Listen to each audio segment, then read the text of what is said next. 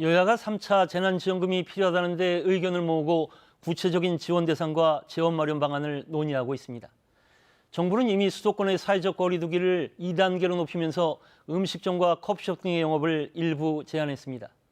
또 수도권에서는 오늘부터 일주일 동안 집단 감염을 유발시킬 우려가 큰 사우나와 한증막, 실내 체육시설들의 영업도 금지합니다.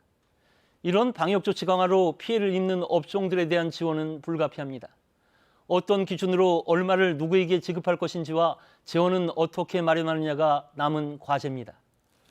먼저 논의되는 3차 재난지원금의 규모를 볼까요? 야당인 국민의힘이 먼저 3조 6천억 원 규모로 3차 재난지원금을 내년 예산안에 편성하자고 제안했고, 여당인 더불어민주당도 4조 원 규모를 검토하고 있어 큰 차이는 없습니다.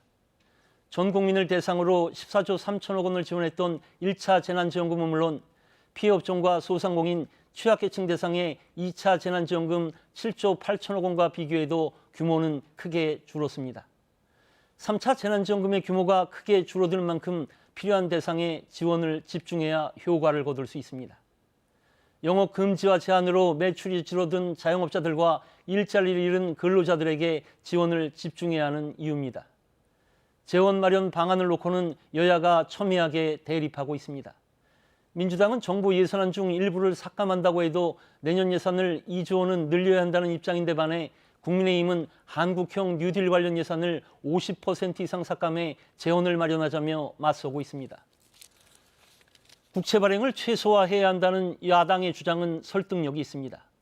하지만 코로나 재확산에 따른 재난지원금의 시급성을 고려하면 제때 지급하는 것이 더 중요합니다.